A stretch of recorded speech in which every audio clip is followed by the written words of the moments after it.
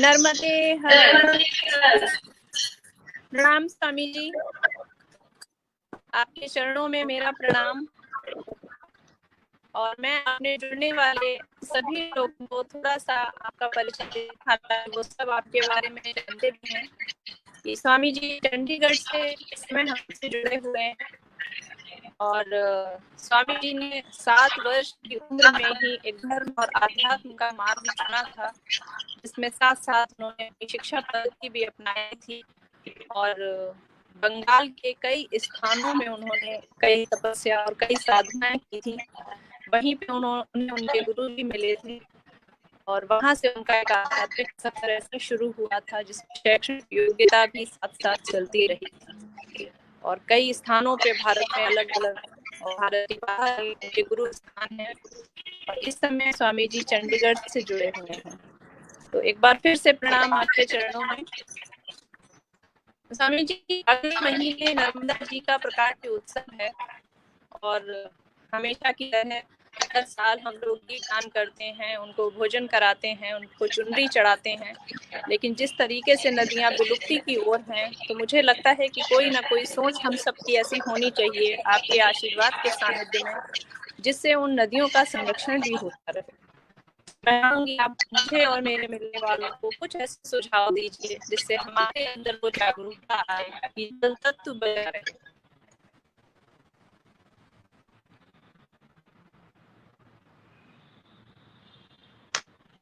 नमो ज्ञानरूपाय परमानन्दरूपिणे कृष्णाय गोपीनाथाय गोविन्दाय नमो नमः। वंशीविभूषितकरान्नवनीरदाभात् पीताम्बरादरुणबिम्बफलादरुष्ठात् पूर्णेन्दुसुन्दरमुखादरविन्दनेत्रात् कृष्णात् परं किमपि तत्त्वमहं न जाने। गङ्गातरङ्गरमणीयजटाकलापम् निरन्तरविभूषितवामभागं नारायणप्रियमनङ्गमदापहारं वाराणसीं पुरपतिं भज विश्वनाथम्। आप सभी ग्लोबल फाउंडेशन के साथ जुड़े हुए संपूर्ण सदस्यों को मेरा कोटि कोटि वंदन। जिन साध्वी बहन शिप्रा जी ने यह सुंदर परियोजना का समायोजन किया है, उनको भी मेरी ओर से कोटि कोटि धन्यवाद। बिना अथक मेहनत, बिना अथक साधना के कुछ भी संभव नहीं है। मेहनत और साधना का जब संगम होता है तो कार्य की परिस्थिति होने में कोई समस्या नहीं आती है। आज विश्व में आप, पूरे दुनिया में आप देख सकते हैं, पीने के पानी का इतना भयंकर अभाव आज नजर आ रहा है। डीजल पेट्रोल से महंगा जल बिक रहा है। पूरे भारत को सींचने वाली नदियां, पूरे ब्रह्मांड को सींचने नदियां आज विलुप्त प्राय हो रही हैं। जिसे किसी समय हम जानते थे सरस्वती नदी गुप्त है, ऐसी अनंत नदियां अब तो गुप्त हो चुकी हैं। और इतना ही नहीं, बहुत सारी नदियों का तो हमें नाम भी नहीं पता होगा। बड़े सारे तालाब सूख गए, उस तालाब में रहने वाले जीवों का प्राणांत हो गया। वैसे देखा जाए तो जल की कोई कमी नहीं है, लेकिन जो जल आज हमें उपलब्ध है वो शायद पीने लायक नहीं है। हमने अपने मर्जी से जल को इतना नुकसान पहुंचाया, इतनी जल को हमने परेशान कर दिया। जल ने स्वयं हमारे ऊपर संकट का वातावरण, जल हमारी वजह से संकट का वातावरण पैदा होने जा रहा है। हम प्रकृति के साथ व्यवहार कर रहे हैं, वन समाप्त हो रहा है। बड़े सारे वृक्षों का नाम हम जानते तक नहीं है, न वृक्षों का संरक्षण कर पा रहे हैं, न नदियों का संरक्षण कर पा रहे हैं, न जल का संरक्षण हो पा रहा है। तो कभी कभी हम सब सोचने पर मजबूर हो जाते हैं ये क्या हो रहा है? विश्व में जो हो रहा है वो तो हो ही रहा है, लेकिन कम से कम हम भारतवासी, हम भारत में रहने वाले प्रत्येक व्यक्ति को जल को संस्कृत में कहते हैं नीर। ब्रह्म क्या है? ब्रह्म निराकार है, लेकिन वही ब्रह्म जो नीर आकार बन करके, जल के आकार में बन करके हमारे सामने प्रस्तुत होता है, उस जल के आकार वाले ब्रह्म का कण मात्र भी, एक बूंद मात्र भी हमारे देह में जाने से हमें मोक्ष मिल जाती है, सद्गति मिल जाती है, ब्रह्म का धाम मिलता है, सबके पथगामी हम बन जाते हैं। मृत्यु के समय भी, मृत्यु के अंतिम स्थिति में पहुंचे व्यक्ति के मुख में गंगा का जल, नर्मदा का जल, कावेरी का जल, सिंधु का जल, एक बूंद जल चला जाए जिससे व्यक्ति को मोक्ष मिले, ऐसी हमारी सुंदर कामना होती है। हमारी हिंदू संस्कृति, हिंदू सभ्यता अत्यंत उत्कृष्ट सभ्यता है। हमारे यहाँ जल को जल ही नहीं मानते, जल को देवता के रूप में मानते हैं, जल देव है। देखिए 5 प्रकार के तत्व हैं, आकाश, वायु, अग्नि, जल और पृथ्वी। हमारे शरीर में पृथ्वी की मात्रा के बाद जल की मात्रा ज्यादा है। अगर जल की मात्रा थोड़ी सी कम हो जाए तो हमारा शरीर अस्वस्थ होने लगता है। आज डॉक्टर और वैद्य कहने लगे जल जितना पिए उतना ही बढ़िया, लेकिन जल हम तब पिएंगे जब जल हमारे उपलब्ध हो, उपलब्ध हो। देखिए मैं आपको श्रीमद् भागवत में 44 नदियों का उदाहरण आता है। 44 प्रकार की नदियां हैं। कुछ नदियों का नाम भी मैं लेना पसंद करूंगा आप सबको समझाने के लिए, जिनमें से बहुत सारी नदियों का तो नाम हमने शायद सुना भी नहीं होगा, फिर भी मैं कुछ नदियों का नाम लेना चाहता हूं ताकि आपको पता चले जब हमारा भारत देश इतना विशाल, इतना विस्तृत था, महाभारत के समय में कहें या द्वापर के अंत में कहें या कलियुग लगने के प्रारंभ में भी कहें, लेकिन भारत बाद में विकसित होते हुए भी, विस्तार होते हुए भी कई सारी समस्याओं से हमारा देश जूझने लगा। हमारी संस्कृतियों पे कुठाराघात किया गया, हमारे संस्कृति को कुठाराघात के साथ साथ हमारे राष्ट्र पर बड़ी सारी ऐसी परिस्थितियों से राष्ट्र को जूझना पड़ा, जिससे हमारा देश बहुत तरह की समस्याओं से आज भी जूझ रहा है। तो कुछ नदियों का नाम मैं लेना चाहूंगा, जिनमें से कुछ एक नदियां ही आपको याद आएगा, बहुत सारी नदियों का तो आपको नाम भी याद नहीं होगा। हमारे देश में 44 नदियां हुआ करती थी, हमारे भारत देश में, भारत की मैं बात कर रहा हूँ। चंद्रवसा नदी, ताम्रवर्णी नदी, अपटोदा नदी, कृतमाला नदी, बैहायसी नदी, ये आपको नाम ही नहीं पता होगा। हमारे भारत में रहने वाले नागरिकों को नदियों का नाम ही नहीं पता। एक नदी का नाम आपने सुना होगा, कावेरी नदी, इनमें से जो आज हमें नजर आता है, वेणी नदी, वेण्या, पयस्विनी नदी, सरकरावता नदी, तुंगभद्रा नदी जो दक्षिण भारत में है, तुंगभद्रा नदी। मैंने तुंगभद्रा नदी का दर्शन किया है, मैंने वहां के जल का स्पर्श किया है, उस जल से मैंने आचमन किया है, अपने आप को पवित्र माना है उस जल को पान करने के बाद, क्योंकि परम पावन पवित्र नदी है तुंगभद्रा नदी। कृष्णा नदी, वेण्या नदी, भीमरथी नदी, गोदावरी नदी, क्या आपने गोदावरी का नाम सुना हो? प्रसिद्ध नदी है गोदावरी। निर्विंध्या नदी, पयसुनी, तापी, सूरत में बहते हुए जाते हैं, सूरत में तापी नाम की नदी। और तापी नदी कौन है? मैं आपको बताऊं, ये ताप्ती नदी और यमुना नदी सूर्य की दोनों पुत्रियां हैं, दोनों सूर्य की बेटियां हैं। भगवान सूर्य के 2 पुत्र 2 पुत्रियां हैं। एक बेटे का नाम है यमराज, जिनको धर्मराज भी कहा जाता है, और एक बेटे का नाम है जिनको हम शनि बोलते हैं, शनि महाराज। और 2 उनकी पुत्रियां हैं, एक का नाम है यमुना और एक का नाम है ताप्ती। जो ताप्ती नदी तो सूरत में बहती है और यमुना जी को तो आप समझते हैं, हमारी अत्यंत परम पावन नदी में से एक यमुना नदी है। और एक नदी का नाम है रेवा नदी, सुरसा नदी, नर्मदा नदी। आप नर्मदा जी की बात हो रही है हमारे सामने। देखिए नर्मदा जी का उद्गम स्थल कहाँ है? अमरकंटक। अमरकंटक से यमुना नर्मदा नदी उत्पन्न होती हैं, और अमरकंटक से उत्पन्न होने के बाद पूरे भारत के अमुक अमुक क्षेत्रों को पावन करते हुए, जैसे मैं आपको बताऊं, नर्मदा नदी अमरकंटक से प्रारंभ हुई, अमरकंटक से प्रारंभ होने के बाद ये अमरकंटक पड़ता है मध्य प्रदेश में, वहां से प्रारंभ होकर के वहां पे 3 सरोवर है। एक सरोवर का नाम है सरस्वती सरोवर, एक सरोवर का नाम है पुष्कर सरोवर, एक सरोवर का नाम है कबीर सरोवर। तो अमरकंटक चलने वाली परम पावन नर्मदा नदी सरस्वती सरोवर से होती हुई पुष्कर सरोवर में गिरती है, पुष्कर सरोवर से होती हुई कबीर सरोवर में गिरती हैं, और सरस्वती सरोवर से पुष्कर, पुष्कर से कबीर, वहां से होते हुए स्वयं अपना एक कपिल धारा के नाम से जल प्रपात के रूप में विस्तृत होती हैं, फैलती हैं, और वहां से फैलने के बाद स्वयं जल का निर्माण करती है, जल का अथाह सरोवर बनते हुए और आगे दुग्ध धारा जल प्रपात के रूप में परिणत होते हुए अंत में जाकर के गुजरात में जाकर के गुजरात की जो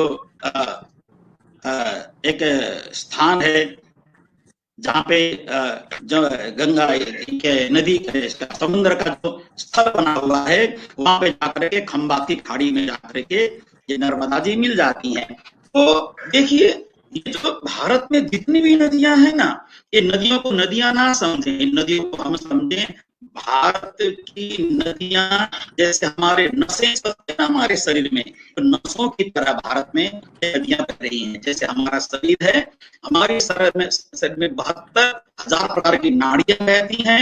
एक भी नाड़ी में ब्लॉकेज आ जाए, एक भी नाड़ी में नुकसान हो जाए तो हम शरीर से अस्वस्थ हो जाते हैं, बीमार हो जाते हैं, रोगग्रस्त हो जाते हैं। ऐसे ही हमने कितनी नदियों को नुकसान पहुंचाया होगा, कितनी नदियां आज परेशान हो रही हैं हमारी वजह से। हमने कई नदियों को कोई मार्ग में रोक दिया, या नदियों को संरक्षित करने वाले वृक्षों को हमने काट दिया,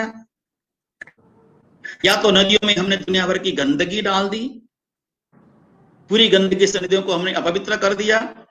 मैंने विश्व का भ्रमण किया है, बहुत जगह मैं गया, मैंने इंग्लैंड में जाकर इंग्लैंड की नदी को देखा, एक कोई गंदा वहां नहीं मिलता है।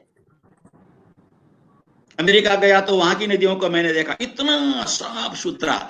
जिन देश में रहने वालों को नदियों की कीमत है, लेकिन जिस नदी को भगवान या देवी मानने वाले देश में आज नदियां बिल्कुल पवित्र नहीं रह गई हैं। अब गंगा जी को देखिए, जमुना जी को देखिए, कावेरी को देखिए, नर्मदा जी को देखिए, जब उनके किनारे जाकर के देखो गंदगी भरा पड़ा है।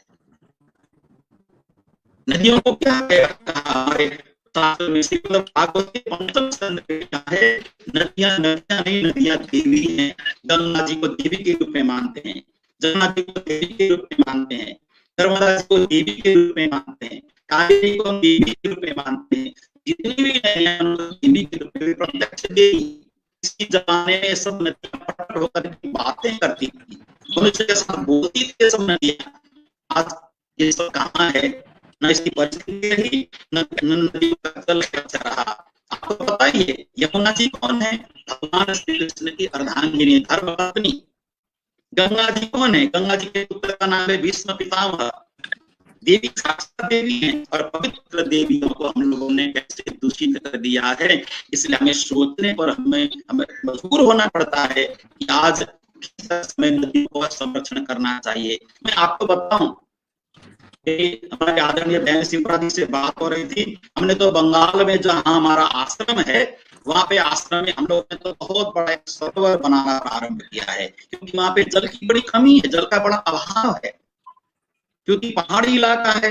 दार्जिलिंग के पास कालिम्पोंग करके स्थान है, वहां पे जल नहीं है। तो हम लोगों ने वहां पर 15 लाख जल इकट्ठा करने हम लोगों ने प्लान बनाया है, और बहुत बड़ा एक तालाब सा बना करके आकाश से गिरने वाले जल को संरक्षण करके, उस जल को विशुद्ध करके, पवित्र करके घर घर तक पहुंचाने का प्लान हम लोगों ने बनाया।